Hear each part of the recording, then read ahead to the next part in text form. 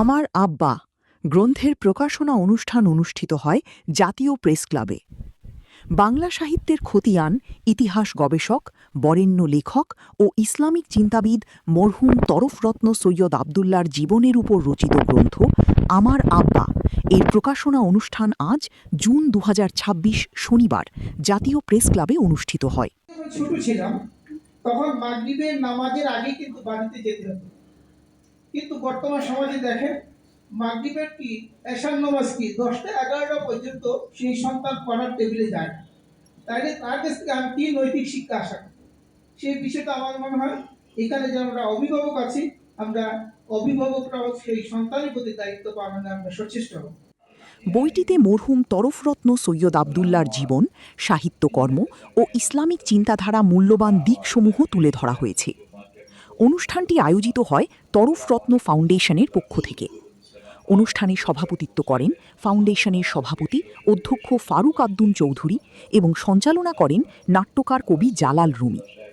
প্রধান অতিথি উপস্থিত ছিলেন মুফতি আব্দুল হোসেন, সংসদ সদস্য সিলেট ৫। বিশেষ অতিথি ছিলেন সচিব আনোয়ার হোসেন চৌধুরী, লেখক ও গবেষক, ব্যবস্থাপনা পরিচালক SNE foundation Jalal Ahmed, chairman Bangladesh energy regulatory commission Maulana Shah Nazrul Islam, বিশিষ্ট লেখক, গবেষক ও পরিচালক বাংলাদেশ ইমাম এখন একাডেমি মৌলানা আরিফ উদ্দিন মারুফ, জনপ্রিয় লেখক, বিশিষ্ট গবেষক, বহু গ্রন্থ প্রণেতা ও প্রধান পরিচালক সহ আরও অনেকে।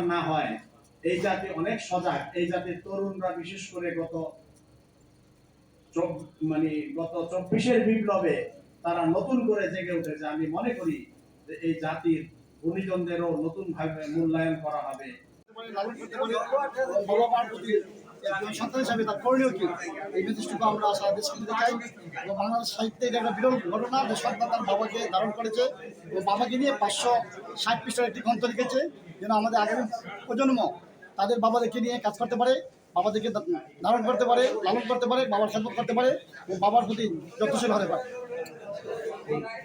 বাবা আমার আব্বা আজকে যে গ্রন্থটি যাকে নিয়ে ইতিহাসবিদ তরফরত্ন সৈয়দ আবদুল্লাহ, উনি অসংখ্য ইতিহাসের গ্রন্থ লিখেছেন।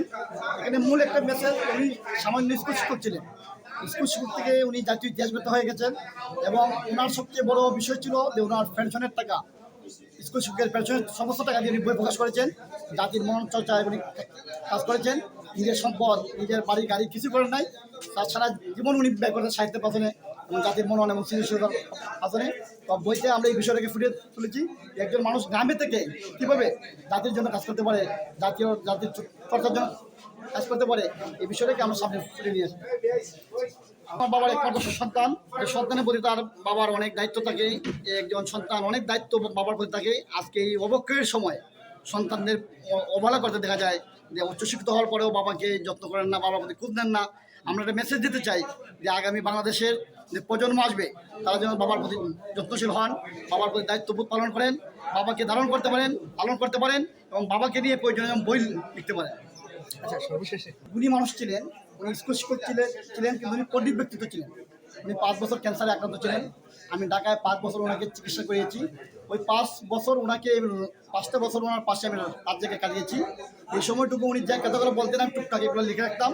লিখে রাখার পরে মনে হলো যে বাবার কথাগুলোকে মানুষের সামনে পৌঁছে দেওয়া প্রয়োজন, এই থেকে আমার এই বই লেখা। ডায়েরি আছে এখানে, বাবার কিছু স্মৃতিচারণ আছে। বাবার এই বইতে চমৎকার একটা বিষয় আছে যে বাবা নিজের ডায়েরিতে আমাকে নিয়ে একটা চিঠি লিখেছেন এবং বলেছেন যে কখনো যদি এই চিঠি তোমার চোখে পড়ে তাহলে তোমার এক বাবার এই কথাগুলোকে তুমি জীবনে কাজে লাগাবা।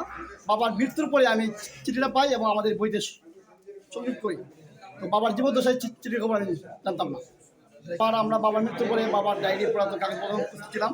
বাবাকে অনেক বিখ্যাত মানুষরা চিঠি লিখতেন, দেওয়ান হাজরা, সৈয়দ আলী হাসান, তো সলিমুল্লাহ খান, অনেকেই বাবাকে চিঠি লিখতেন। তো চিঠিগুলো খুঁজতে খুঁজতে একটা চিঠি পাইলাম যে বাবা আমাকে উদ্দেশ্য করে লিখছেন। এটা এই পর থেকে আমার বাবাকে নিয়ে কাজ করা আমি আরম্ভ করি।